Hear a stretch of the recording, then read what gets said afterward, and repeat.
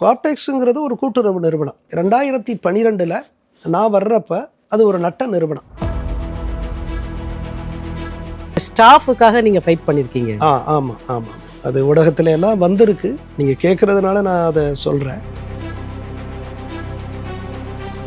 இப்போ நான் புகுத்தின புதுமை தான் வேட்டி தினம். இன்றைக்கு அந்த வேட்டி தினத்தை தான் தனியார் வேட்டி தயாரிக்கக்கூடிய நிறுவனங்கள் பன்னாட்டு வேட்டி தினம்னு வச்சுட்டு இன்னைக்கு பெரும் வணிகமாக ஆக்கிட்டார். விலைப்பட்டியை போல ஒரு விலகாத பட்டியாக இந்த புகைப்படத்தை, அந்த புகைப்படத்தில் அவருடைய பேர், நெசவாளியினுடைய பேர், அவருடைய வயது, அவருடைய கிராஃப்ட்ஸ்மேனுக்கான மரியாதை. ஆமாம், சேர்மன், முனிசிபல் சேர்மன் வந்து மூஞ்சில் 2 குத்து குத்தி முதுகில் அடித்து, இந்த நாயை அடித்து துரத்துக்கடான்னு அங்கே இருந்த ஒரு கவுன்சிலரு இன்னொரு கட்சிக்காரன் சொன்னோன்னே அவங்க வந்து அப்படியே உதச்சி அந்த முனிசிபல் ஆஃபீஸுக்கு முன்னாடி என்னுடைய மேனேஜர் அப்படியே விழுந்து கிடக்க, அந்த சேர்மனை கைது செய்யும் அப்படின்னு நான் சொல்கிறேன். சரிங்க சார்னு சொல்கிற மாதிரி வழக்கம் போல் சொல்கிறாங்க. ஆனால் இவங்க போய் கம்ப்ளைண்ட் கொடுக்க இல்லை, புகாரை வாங்கிக்க. கிரிமினல்கள் மீதும் நடவடிக்கை எடுத்து சட்ட ஒழுங்கை பராமரிக்கக்கூடிய இடமாக இருக்கக்கூடிய தலைமைச் செயலகத்திற்கு கொஞ்சம் கூட அச்சம் இல்லாமல் ஒரு கிரிமினல் குற்றவாளி வந்து அமைச்சரோட கலந்து கொள்றது இந்த சூழல் நீங்கள் எங்கே சொல்லுங்க? இதுக்கடையில் அந்த அமைச்சர் இது எங்கள் அம்மா போலீஸ் பார்த்துக்க, ஓ மேலேயே கேஸ் போடுவோம் அப்படிங்கிற அளவுக்கு 10 நாட்களில் நடவடிக்கை வந்தது. நான் கோஆப்டெக்ஸிலிருந்து இந்திய மருத்துவத்துறையினுடைய இயக்குநராக மாற்றேன். அங்கிருந்து 48 மணி நேரத்தில் அந்த பணியிலேயே சேர்றதுக்கு முன்னாடி ஒன்றுமே அதிகாரம் இல்லாத அறிவியல் நகரத்திற்கு நான் மீண்டும் மாற்றேன். ஒரு கட்சியில மட்டும்தான் அப்படி நடக்குதா, இல்லை இங்க அரசியல் அமைப்பே இப்படிதான் இருக்கு? இப்படித்தான் இருக்கு எல்லா கட்சியும். இது வந்து ஒரு கட்சின்னு சொல்றதுக்கெல்லாம் அது அப்படி. இந்த மாதிரி சம்பவங்களை நீங்க மற்ற ஆட்சியிலையும் பார்த்துருக்கீங்க? ஒரு கவர் வைக்கிறேன், என்னடா கவர் இது, என்னங்க அப்படிங்கிற, என்னங்க இது 25,000 யாருடைய காசு? அமைச்சருடைய காசு. லஞ்சம் வாங்கின காசை, ஊழல் செஞ்ச காசெல்லாம் ஏன் டேபிளில் வச்சு என்னை அசிங்கப்படுத்துறீங்களா அப்படின்னு சொல்லிட்டு எடுங்க அப்படின்னு சொன்னேன். அவர் எடுத்துக்கிட்டாரு. இவர் பியூனை கூப்பிட்டு இதை தொடச்சிருக்காரு. இதை ஒரு சிம்பாலிக்காக லஞ்சத்தை துடைக்கணும்னு நினச்சேன். குறைந்தபட்சம் லஞ்சத்தை ஒழிக்க முடியல, அட்லீஸ்ட் இந்த லஞ்ச பணம் வச்சுருந்த அந்த டேபிளாவது துடைக்க முடியும்னு சொல்லி இது எப்படி சொல்கிறது? நான் சரியாக தான் இருப்பேன், நான் எந்த இடத்துலையும் வளைந்து கொடுக்க மாட்டேன். நான் வந்து எனக்கான ரூல்ஸ் அண்ட் ரெகுலேஷன்ஸ்குள்ளே தான் ஆப்ரேட் பண்ணுவேன். வாட் எவர் இஸ் ஜஸ்ட், நான் அதுக்காக நிற்பேன் அப்படின்னு ஒரு பியூரோக்ராட் நின்னா, they will be overpowered by the politician. There is no change, no second opinion on that. ன்றதா உங்களுடைய இறுதி ஊர். ஆமா, இன்றைக்கு அப்படி தான் இருக்கு.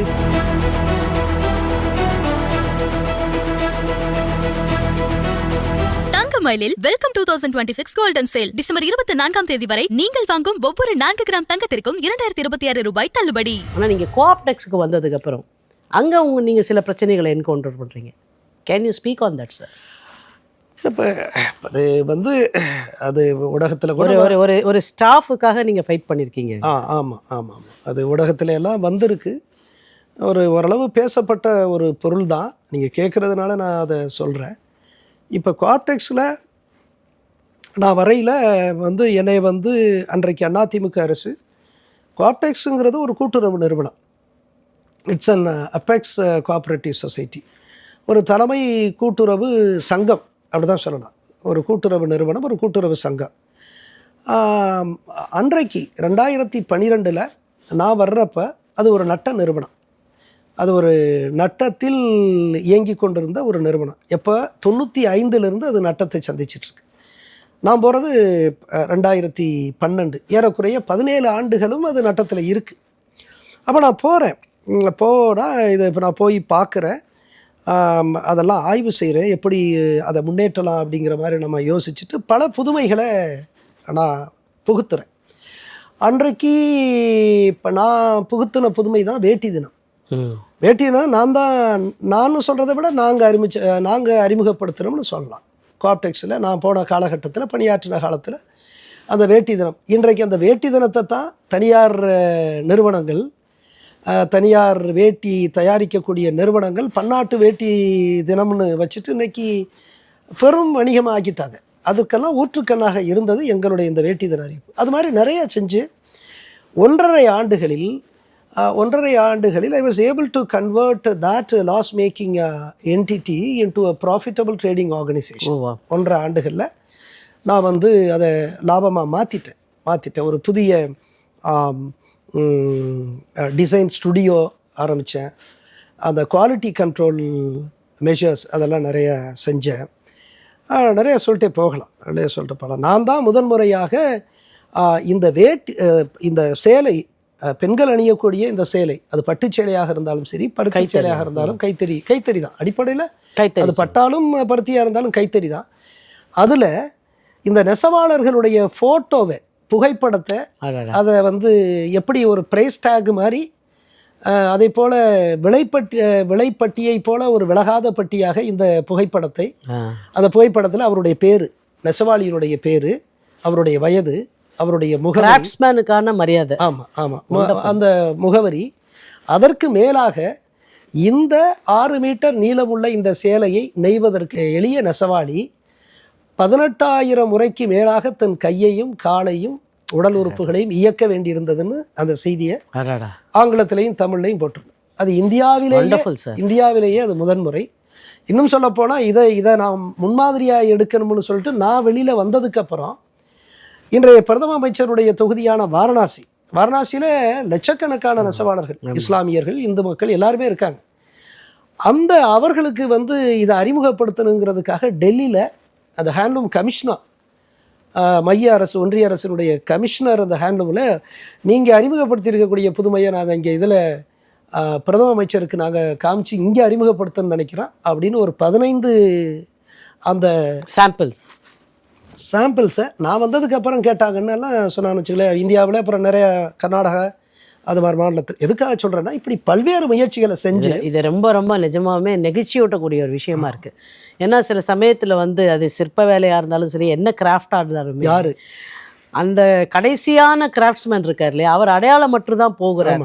அதை நின்று நிர்மாணம் பண்ண அந்த பிரம்மாண்டத்துக்குரிய அந்த அரசனாக இருந்தாலும் ஆட்சியாளனாக இருந்தாலும் அவங்க பேர் தான் வருது.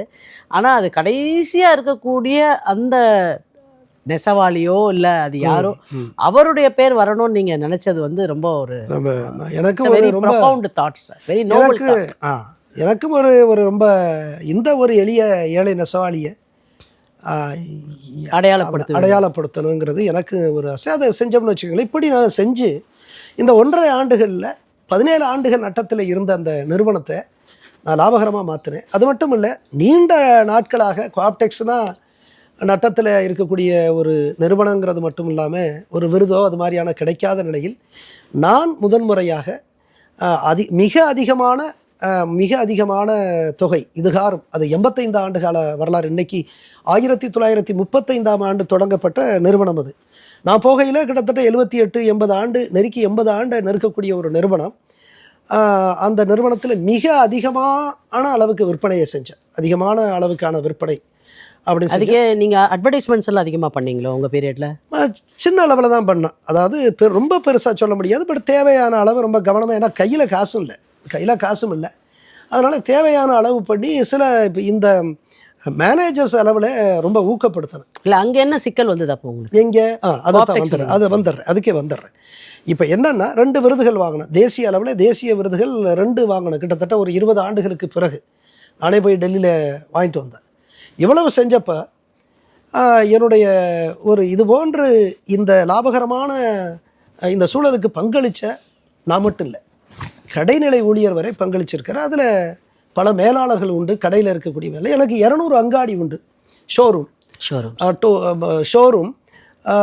அப்போ வந்து across India I had 201 showrooms were functioning. அதில் ஒன்று கள்ளக்குறிச்சியில் பார்த்தீங்கன்னா அது வந்து கிட்டத்தட்ட 60 ஆண்டு கால வரலாறு இருக்குது அந்த ஷோரூமுக்கு. கள்ளக்குறிச்சி பேரூராட்சியாக இருக்கையில் அவர்களுடைய கட்டடத்தில், அந்த பேருந்து நிலைய கட்டடத்தில் இயங்குது. அப்புறம் நகராட்சியாக வந்த ஒரு சூழலில் அது அந்த கட்டடம் பழசாயிருச்சுன்னு இடிச்சிட்டு புதுசாக கட்டணும்னு சொல்லி அவங்க சொல்கிறாங்க. அப்போ எங்களுக்கு ஒரு இடம் கொடுக்குறாங்க, நீங்கள் அந்த இடத்துல போங்க, நானே ஒரு கட்டடம் தர்றேன்னு கட்டடத்தை கொடுத்துட்டு, கட்டடம் முடிஞ்ச உடனே நான் நிச்சயமாக அவங்களுக்கு இடம் தர்றோம்னு சொல்லிட்டு ஒரு உறுதிமொழி சொல்லிட்டு இருக்கிறாங்க. நாங்கள் அப்படியே இருக்கிறோம். கட்டடம் முடியுது, இடம் கொடுக்கல. அந்த கள்ளக்குறிச்சி நகராட்சி நீங்கள் இதெல்லாம் நீங்கள் கான்ட்ராக்டாக போட்டுக்க மாட்டீங்களா? இன்ரைட்டிங் ஓரளவு அப்படி போடலை. இதெல்லாம் எனக்கு முன்னாடி உள்ள சூழல். அப்படி நம்ம இது அரசு நிறுவனம் தானே, இது ஒரு கூட்டுறவு நிறுவனம், அவங்களும் ஒரு அரசு அலுவலகம் தானே அப்படின்னு நம்ம நினைக்கிறோம். ஆனால் நம்ம நாட்டினுடைய ஊழல் லஞ்சம் எவ்வளவு ஆழமாக ஊறி போயிருக்குங்கிறதுக்கு இந்த உதாரணத்தை சொல்லலாம். அவர் வந்து அந்த கடையை தனியாருக்கு விற்றா அந்த சேர்மனுக்கு ஆளுங்கட்சி, அன்றைக்கி அதிமுக ஆளுங்கட்சியாக இருந்துச்சு, அதை விற்றா தனியாருக்கு கொடுத்துட்டோம்னா அதில் ஒரு 3-4 லட்சம் சம்பாதிக்கலாம்னு வச்சுருக்கலாம். 5 லட்சமோ 3 லட்சமோ இருக்கு. இந்த காசுக்காக எங்கள் நிறுவனத்தை அவர் புறக்கணிச்சிட்டு உங்களுக்கு இல்லைங்கிற மாதிரி ஒரு சூழலை உருவாக்கிட்டு. இப்போ இதுக்கு இடையில எங்களோட இருந்த சில தனியார் கடைகளும் அவங்களுக்கு அந்த மாதிரி இது பண்ண உடனே அவங்க சுப்ரீம் கோர்ட்டுக்கு போய் ஒரு உத்தரவு வாங்கிட்டு வர்றாங்க. இவங்களுக்கு தனியாருக்கு வந்து கொடுத்துருங்க, மீதி உள்ளத்தை பொது ஏலத்தில் போடுங்கன்னு சுப்ரீம் கோர்ட்டு ஒரு உத்தரவு போட்டிருக்கு. ஒரு பப்ளிக் ஆக்ஷன் விட்டு போடுங்கன்ட்டு. அதனால் இந்த தனியார்களுக்கு கொடுத்துட்டு மீதி எல்லாமே வந்து பப்ளிக் ஆக்ஷன் பொது ஏலத்தில் இது பண்ணுறாங்க, டெண்டர் இதில். அப்போ என்னென்னா அப்போ ஏலத்தில் விடையில் அதை என்ன பண்ணுறாங்கன்னா, ஏலத்தில் விட்டுட்டாங்கன்னா எல்லாரும் வர்றதை தடுத்துட்டு இவங்களுக்கு வேண்டிய ஆளுகளை மட்டும் அனுமதிக்கிறாங்க. அப்போ போய் என்னுடைய மேனேஜர் எங்களுடைய உத்தரவை வாங்கிட்டு அவர் போய் அதில் அந்த பாக்ஸில் போட போகிறாரு, அந்த ஏல படிவத்தை போட போகிறாரு. அப்போ வந்து பார்த்திங்கன்னா அந்த சேர்மன், முனிசிபல் சேர்மன் வந்து மூஞ்சில் 2 குத்து குத்தி முதுகில் அடித்து, இந்த நாயை அடித்து துரத்துங்கடான்னு அங்கே இருந்த ஒரு கவுன்சிலரு இன்னொரு கட்சிக்காரன்ட்ட சொன்னோன்னே அவங்க வந்து அப்படியே உதச்சி அந்த முனிசிபல் ஆஃபீஸுக்கு முன்னாடி என்னுடைய மேனேஜர் அப்படியே விழுந்து கிடக்கிறார். ஒரு மயங்கிற நிலையில் விழுந்த மாதிரி ஒரு 3 நிமிஷம் விழுந்து கிடக்கிறார். அப்போ எங்கள் ரீஜனல் மேனேஜரு அவர் வந்து ஒரு உடல் ஊனமுற்றவர், அவருக்கு மேலே இருக்கக்கூடிய கடலூர் ரீஜனல் மேனேஜர், அவருடைய கட்டுப்பாட்டில் தான் கள்ளக்குறிச்சி இந்த அங்காடி இயங்குது.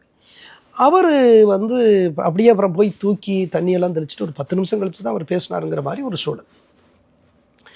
இதை வந்து என்கிட்ட வந்து ரீஜனல் மேனேஜர் அங்கேருந்து இப்போ இதில் ரிப்போர்ட் பண்ணுறாரு, ஃபோன் பண்ணுறாரு. அப்போ சொல்லையில் எனக்கு ரொம்ப கோபம்.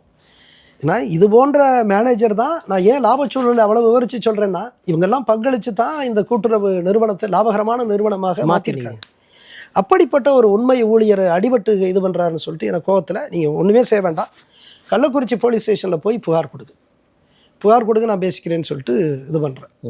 சரி, நான் உடனே அந்த இன்ஸ்பெக்டர் தங்கம்னு நான் நினைக்கிறேன் பேர், அந்த இன்ஸ்பெக்டர் நான் பேசுகிறேன், இந்த மாதிரி தங்கம் இந்த மாதிரி என்னுடைய ஸ்டாஃபை அடிச்சிட்டாங்க, மேனேஜர் அடிச்சிட்டாங்க, உடனடியாக நீங்கள் வந்து எஃப்ஐஆர் போட்டு அந்த சேர்மனை கைது செய்யுங்க அப்படின்னு நான் சொல்கிறேன். சரிங்க சார்னு சொல்கிற மாதிரி வழக்கம் போல் சொல்கிறாங்க. ஆனால் இவங்க போய் கம்ப்ளைண்ட் கொடுக்கையில் புகாரை வாங்கவே இல்லை. ரொம்ப மோசமான ஒரு சூழல். அப்போ வாங்கலைன்னு உடனே நான் என்ன பண்ணுறேன், உடனே எஸ்பிக்கு உடனே நான் அலைபேசியில் பேசுகிறேன், கலெக்டருக்கு பேசி உடனடியாக புகாரை வாங்கி எஃப்ஐஆர் போடுங்க, அந்த ஆளை கைது பண்ணுங்க அப்படிங்கிற மாதிரி நான் சொல்கிறேன். அவன் அடிச்சிருக்கான், கைது பண்ணுங்கிற மாதிரி சொல்கிறேன். அப்போ வந்து இது அதுக்கப்புறம் தான் நான் எஸ்பிக்கிட்ட கலெக்டர்கிட்ட பேசினதுக்கப்புறம் தான் அந்த புகாரை வாங்குறேன். புகாரை வாங்கினாலும் எஃப்ஐஆர் போடப்படல. இதுக்கு இடையில்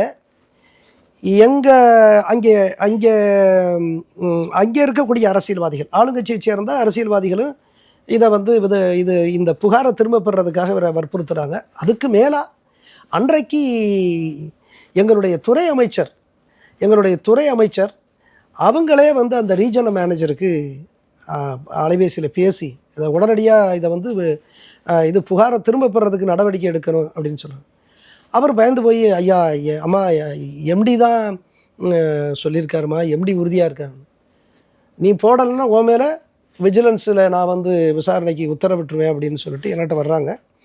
என்கிட்ட வந்து என்ன சார் இதை வந்து இது உடனடியாக நீங்கள் வந்து இதை இது பண்ணுறதுக்கு பாருங்கள் சார், வித்ரா பண்ணுறேன். நான் முடியாதுங்கிற மாதிரி சொல்லுவேன். எப்படி மேடம் அப்படிங்கிற மாதிரி, எப்படி வந்து ஒரு கடமையை செய்ய போகையில் இவ்வளவு கொடூரமாக அடிக்கப்பட்டிருக்கா, எப்படி நம்ம வந்து இது பண்ண முடியும்? இன்னும் சொல்லப்போனால் இது ஏன் ஊழியர் மட்டும் இல்லை, இது உங்கள் ஊழியர், நீங்களும் பாதுகாக்கணும், நீ அப்படி பேசுகிற சரியானது இல்லைன்னு சொல்லிட்டு வச்சிடறேன். நீங்கள் அதை எப்போ பார்த்தாலும் பிரச்சனையாக இருக்குதுன்னு அந்த அம்மா வச்சிடுறாங்க. இப்படியெல்லாம் இருக்குது. ஆனால் நான் வந்து என்ன பண்ணுறேன், தொடர்ந்து எஸ்பிக்கு, கலெக்டருக்கு மெயில் அனுப்புகிறேன், ஃபேக்ஸ் அனுப்புகிறேன், கடிதமும் அனுப்புகிறேன். அது மட்டும் இல்லை, ஏடிஜிபிக்கு டிஜிபிக்கு அனுப்புகிறேன், அவங்கள்ட்டையும் பேசுகிறேன். அதை இல்லாமல் சீஃப் செக்ரட்டரிக்கு அனுப்புகிறேன், எங்கள் செக்ரட்டரிக்கு அனுப்புகிறேன். இதை இல்லாமல் ஒன்றுமே நடக்கலைன்னு இன்டெலிஜென்ஸ் எஸ்பிக்கு, அன்றைக்கி இருந்த இன்டெலிஜென்ஸ் எஸ்பிக்கும் பேசுகிறேன். இந்த மாதிரி இருக்குது, இவங்க வந்து எஃப்ஐஆரே போடலை, கைது செய்யலை, இது நல்லது இல்லை, ஒன்று நியாயம் கிடைக்கணும், இன்னொன்று ஆட்சிக்கும் அவ பேர் வரணும், அப்படி தான் நான் சொல்ல முடியும் அப்படிங்கிற மாதிரி நான் சொல்லி முயற்சி பண்ணுறேன். முயற்சி பண்ணால் ஒன்றுமாகலை. இப்போ நான் தொடர்ந்து ரொம்ப அழுத்தம் கொடுக்கறதுனால இந்த அம்மா மீண்டும் வந்து என்கிட்ட பேசுகிறாங்க, அந்த அமைச்சர் என்கிட்ட பேசுகிறாங்க. நான் என்னுடைய அந்த அப்போ இதில் கூட நூலில் எழுதியிருக்கேன். ஸோ என்கிட்ட பேசுகிறாங்க. அப்போ நான் உறுதியாக சொல்லிட்டேன். நான் சொல்லிட்டேன், அப்படிலாம் நான் வந்து திரும்ப பெறதுக்கெல்லாம் நான் வந்து ஆலோசனை சொல்ல மாட்டேன் மேடம், அது சரியானது இல்லை. நடவடிக்கை அந்த ஆள் அவன் கிரிமினல், நடவடிக்கை எடுத்தாகணுங்கிறவா நான் சொல்கிறேன். அவனு சொன்னோன்னே நான் அம்மா ரொம்ப கடுப்பாக ஃபோனை வச்சுட்டு, அடுத்த நாள் வந்து ஒரு கூட்டம் நடக்குதுன்னு எங்கள் செக்ரட்டரி தலைமைச் செயலகத்துலேருந்து என்னை கூப்பிட்றேன். என்ன கூட்டம் இது சம்மந்தமாக கூட்டம் இது பண்ணி நியாயம் வழங்கலாம்னு சொன்னோடனே அவங்கள அனுப்புங்க, அந்த இது ரீஜனல் மேனேஜரையும் அந்த இவரையும் அனுப்புங்க அப்படிங்கிற மாதிரி சொல்லி இது பண்ணுறேன். பாதிக்கப்பட்டவரை நீங்களும் வந்துருங்க அப்படின்னு. ஏதோ நியாயம் வழங்க போகிறாங்க அப்படிங்கிற மாதிரி நான் நினச்சிக்கிட்டு ரொம்ப ஒரு இதாக இது பண்ணுறேன். அப்புறம் இந்த கூட்டம் வந்து அன்றைக்கு நிதியமைச்சராக இருந்த ஓபிஎஸ் அவருடைய இது அறையில் நடக்குதுன்னு சொன்னோன்னா எனக்கு சந்தேகம் வந்துருச்சு. என்னடா நியாயம் வழங்குறேன்னு சொல்லிட்டு ஏதோ ஒரு கூட்டம் நடத்துகிறாங்களேன்றாங்கன்னு சொல்லிட்டு எனக்கு ஒரு சந்தேகத்தோடு தான் போனேன். எனக்கு நல்லா நினைவு இருக்குது, 15/7/2014 அன்று இந்த கூட்டம் நடக்குது அவருடைய நிதியமைச்சருடைய. இதில் என்னென்னா, அப்போ தான் சட்டமன்றம் வேறு ஒரு 3 நாள் ஆச்சு, சட்டமன்றம் வேறு கூடுது. சட்டமன்றம் கூடுறதுனால இந்த பிரச்சனை பெருசாகி அது எதிர்க்கட்சிகள்லாம் கேள்வி கேட்கக்கூடிய ஒரு நிலைக்கு வந்துருமுன்னு நினச்சாங்களே என்னன்னு எனக்கு தெரில, அப்படின்னு நினச்சாங்களே என்னன்னு தெரில. அதனால் அவங்க அழுத்தத்தை, என்னுடைய அந்த தொடர்ந்து நான் கொடுக்கக்கூடிய அழுத்தத்தை அவங்க மடைமாற்றுறதுக்காக அந்த கூட்டத்தை வந்து நடத்தி இது பண்ணியிருக்கேன். அந்த கூட்டத்தில் இப்போ இது வந்து அவர் ஓபிஎஸ் தான் தொடங்குறாரு. ஓபிஎஸ்ஸை தொடர்ந்து இது என்ன அப்படிங்கிற மாதிரி சொல்லி இது பண்ணுறாரு. நான் வந்து அவரை கேளுங்க அப்படிங்கிற மாதிரி நான் சொல்கிறேன். அவர் பாதிக்கப்பட்டவர், எனக்கு பாதிக்கப்பட்டிருக்கேன், அடிச்சுட்டாங்க, என்னை அடித்து இவ்வளோ தூரம் அந்த அலுவலகத்துக்கு முன்னாடி அவமானப்படுத்தி இது பண்ணிட்டாங்க, எனக்கு நியாயம் வேணுங்கிறாரு. அந்த சேர்மனும் வந்திருக்கிறார். எந்த சேர்மன் அடித்தவர் ஒரு கிரிமினல் குற்றவாளி. அந்த கிரிமினல் குற்றவாளிக்கு கொஞ்சம் கூட அச்சம் இல்லாமல் இந்த நாட்டினுடைய அதிகார மையமாக தலைமையிடமாக இருக்கக்கூடிய எல்லா கிரிமினல்கள் மீதும் நடவடிக்கை எடுத்து சட்ட ஒழுங்கை பராமரிக்கக்கூடிய இடமாக இருக்கக்கூடிய தலைமைச் செயலகத்திற்கு கொஞ்சம் கூட அச்சம் இல்லாமல் ஒரு கிரிமினல் குற்றவாளி வந்து அமைச்சரோட கலந்து கொள்வது இந்த சூழல் நீங்கள் எங்கே சொல்லுவீங்க? வர்றாரு, அவர்கிட்ட கேட்குறாங்கன்னா அடிக்கவே இல்லைங்கிற. நான் கோபத்தில் என்ன பாலகிருஷ்ணன் நீ அடிக்கவே இல்லையா அப்படின்னு நான் கேட்குறேன். அடிக்கல, அப்படியே பேசாமல் இருக்கிறார். ஏன்னா பொய் சொல்லிக்கிட்டு. சிசிடிவி கேமராஸ் எல்லாம் கிடையாதா சார்?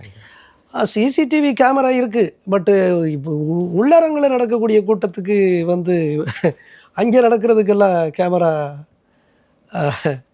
இருக்காது.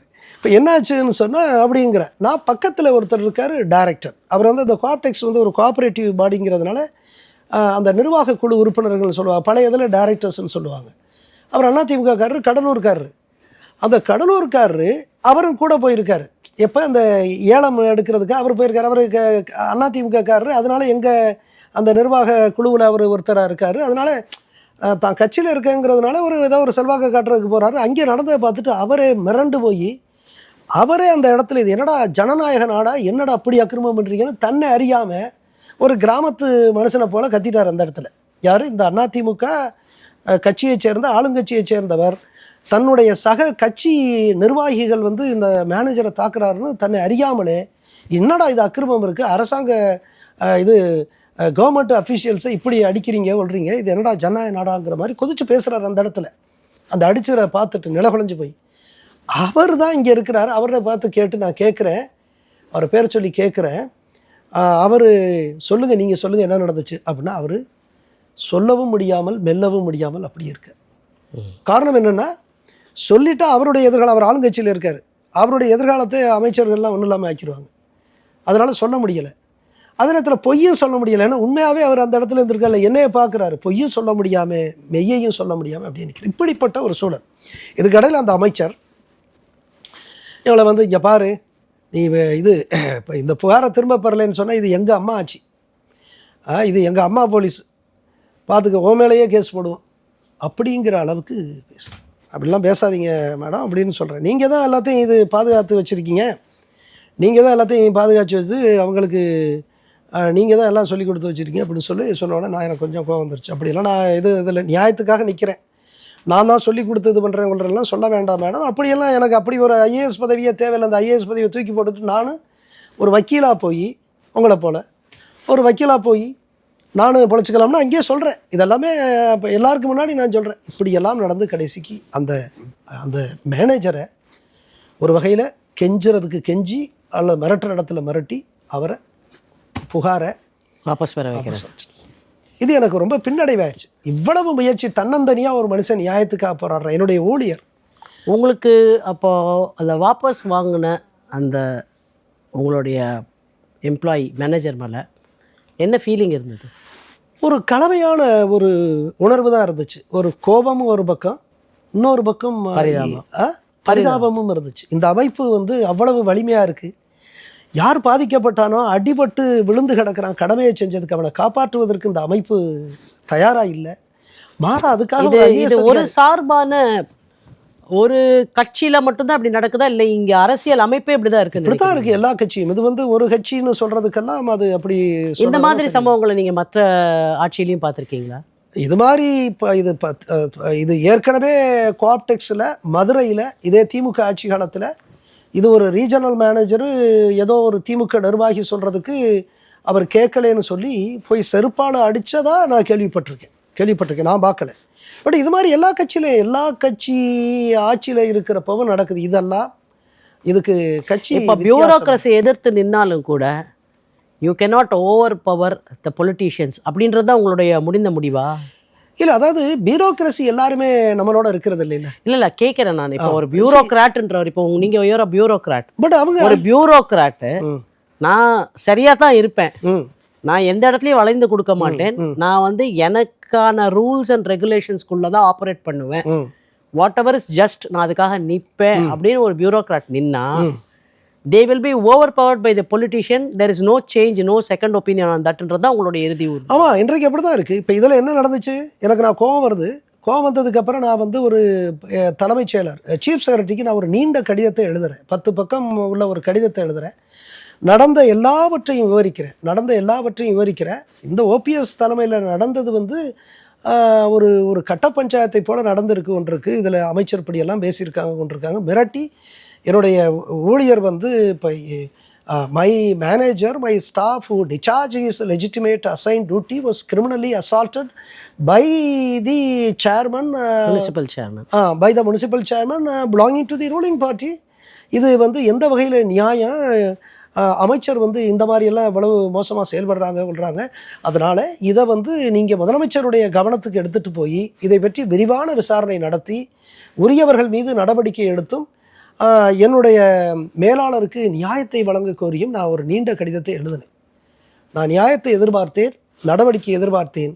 10 நாட்களில் நடவடிக்கை வந்தது. நான் கோஆப்டெக்ஸிலிருந்து இந்திய மருத்துவத்துறையினுடைய இயக்குனராக மாற்றப்பட்டேன். அந்த இந்திய மருத்துவத்துறையினுடைய இயக்குனராக மாற்றப்பட்டு அங்கிருந்து 48 மணி நேரத்தில் அந்த பணியிலேயே சேர்றதுக்கு முன்னாடி ஒன்றுமே அதிகாரம் இல்லாத அறிவியல் நகரத்திற்கு நான் மீண்டும் மாற்றப்படுறேன். இதுதான் ஒரு ஐஏஎஸ் அலுவலர் தனக்கு கீழே வேலை பார்த்த ஒரு ஊழியர் பாதிக்கப்பட்டிருக்கிறாரு, அவருக்கு அநீதி இழைக்கப்பட்டிருக்கிற சூழலில் ஒரு நியாயத்திற்காக நீதிக்காக போராடிய ஒரு ஐஏஎஸ் அலுவலருடைய முடிவு இப்படித்தான் இருக்கு. அவர் அந்த கம்ப்ளைண்ட்டை விட்ரா பண்ணும்போது நான் ஒருவேளை இதிலெல்லாம் தலையிட்டு இருக்காமல் இருந்திருக்கலாமோ அப்படின்னு அப்போ நீங்கள் நினச்சிருக்கீங்களா? எனக்கு கொஞ்சம் வருத்தமாக இருந்துச்சு. என்னடா ஒரு மனிதன், நான் அந்த மனுஷனுக்காக பாதிக்கப்பட்ட ஒரு மனுஷன், அந்த மனுஷனுக்காக நான் இவ்வளவு தூரம் முயற்சி பண்ணுறேன், என்னுடைய ஐஏஎஸ்ங்கிற அந்த பதவியை ஆட்டம் காணாமல் செய்யக்கூடிய அளவிற்கு நான் ஒரு நீதி உணர்வோடு நான் இவ்வளவு போராடிட்டு இருக்கேன், இந்த மனுஷன் இப்படி இது பண்ணிட்டான்னு எனக்கு ரொம்ப இதாக இருந்துச்சு. இதை விட ஒரு இது நான் சொல்ல நேரம் இருந்தால் சொல்கிறேன், இல்லாட்டி நம்ம போய்க்கலாம். அதை விட ஒரு மோசமான ஒரு நிகழ்வு அது தொடர்ச்சியாக நடந்துச்சு. நீங்கள் உங்களுக்கு நேரம் இருந்தால் சொல்கிறேன், சொல்லுங்கள். நீங்கள் சொல்லுங்கள். இப்போ என்னாச்சுன்னா, அடுத்த நாள் வந்து இவர் இதை புகாரை திரும்ப பெற்றதுக்கு அப்புறம் அடுத்த நாள் என்னை வந்து பார்க்குறாரு.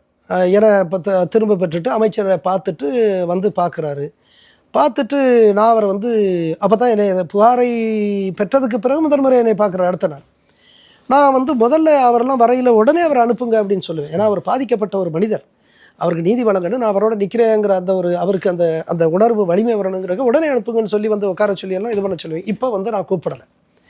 அரை மணி நேரம் ஆச்சு, 1 மணி நேரம் ஆச்சு, 1.5 மணி நேரம் ஆச்சு, கூப்பிடல. இதுதான் என்னுடைய கோபத்தினுடைய வெளிப்பாடு. அப்படியே உட்கார வச்சுருந்தேன். அதுக்கப்புறம் கூப்பிட்டா என்னங்க என்ன இப்படி தான் செய்வீங்களா நீங்கள், உங்களுக்காக போராடினதுக்கு என்ன பரிசா அப்படின்னு சொல்கிறேன். அவர் ஐயா என்னால் முடியலையா அப்படி இப்படின்னு சொல்லி இது பண்ணுறாரு. ஒரு பக்கம் கோபம் இருந்தாலும் இந்த அமைப்பு வந்து எவ்வளவு அநீதியான ஒரு அமைப்புங்கிறத நானே புரிஞ்சுட்டு இது பண்ணுறேன். இப்போ என்ன பண்ணாருன்னா, திடீர்னு என்னுடைய இந்த டேபிள், நான் உட்காந்துருக்கிற டேபிள், ஐயா இதை வச்சுருங்க ஐயா, இது ஒரு ஒரு ஒரு கவர் வைக்கிறார். ஒரு கவர் வைக்கிறார். என்னடா கவர் இது, என்னங்க அப்படிங்கிற. ஐயா இது வந்து நம்ம ஸ்டாஃப் வெல்ஃபேருக்காக வச்சுக்கோங்க ஐயா அப்படி. என்னங்க இது 25,000. யாருடைய காசு? அமைச்சருடைய காசு. மந்திரி கொடுத்தாங்க, மந்திரி அம்மா கொடுத்தாங்க. எதுக்காக கொடுத்தாங்க அப்படின்னு. இல்லை நீ நல்லா ட்ரெஸ்ஸை வாங்கிக்க, இதெல்லாம் கொஞ்சம் சிகிச்சையும் பெற்றிருக்க, இது பண்ணிக்கன்னு சொல்லி இது பண்ணுறாங்க, அதனால் கொடுத்தாங்க. ஏன் எனக்கு வேண்டாம், நம்ம ஸ்டாஃப்னுடைய வெல்ஃபேருக்கு வச்சுக்கலாம் அப்படின்னு. எனக்கு ரொம்ப கோபம், ரொம்ப கடுமையான கோபம் எனக்கு எகிரி. இது மட்டும் இதை எடு முதல்ல, இதை அப்படியே இதை கூப்பிட்டுட்டு என்னுடைய, நீங்கள் நம்ப மாட்டீங்க, உடனே நான் பெல் அடித்து என்னுடைய பியூனை கூப்பிட்டேன். அவரை கூப்பிட்டு இந்த காசு எடுங்க, இது ரொம்ப டர்ட்டி மணி, இந்த கேவலமான காசை, லஞ்ச பேர்வழியினுடைய காசை, லஞ்சம் வாங்கின காசை, ஊழல் செஞ்ச காசெல்லாம் என் டேபிளில் வச்சு என்னை அசிங்கப்படுத்துறீங்கள அப்படின்னு சொல்லிட்டு எடுங்க அப்படின்னு சொன்னேன். அவர் எடுத்துக்கிட்டார். இவர் பியூனை கூப்பிட்டு இதை தொடச்சிருங்க அப்படின்னு தொடச்சார். உண்மையில் தொடச்சார். அவர் காசு எடுத்துக்க தொடச்சார். இதை ஒரு சிம்பாலிக்காக லஞ்சத்தை துடைக்கன்னு நினச்சேன். குறைந்தபட்சம் லஞ்சத்தை ஒழிக்க முடியல. அட்லீஸ்ட் இந்த லஞ்ச பணம் வச்சுருந்த அந்த டேபிளாவது துடைக்க முடிஞ்சுன்னு சொல்லிட்டு இது எப்படி சொல்கிறது? இதுதான் நிலைமை.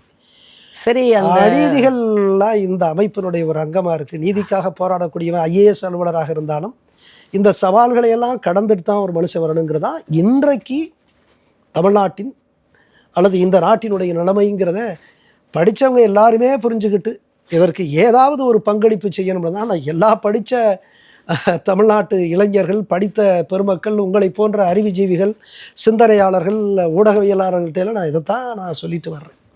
இப்போது பொலிட்டீஷியன்ஸோடு நீங்கள் ஃபேஸ் பண்ண அந்த கிராஸ் வேர்ட்ஸ் பண்ண அந்த இஷ்யூவை சொன்னீங்க.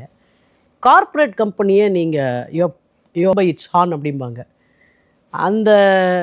அது என்ன சார், அது என்ன இஷ்யூ ஆக்சுவலாக? புத்தாண்டு கொண்டாட்டமாக தங்கமயில் வழங்கும் வெல்கம் 2026 கோல்டன் சேல். நீங்கள் வாங்கும் ஒவ்வொரு 4 கிராம் தங்கத்திற்கும் 2026 ரூபாய் தள்ளுபடி. இச்சலுகை டிசம்பர் 24 வரை மட்டுமே. தங்கம் வாங்க தங்கமயிலுக்கு வாங்க.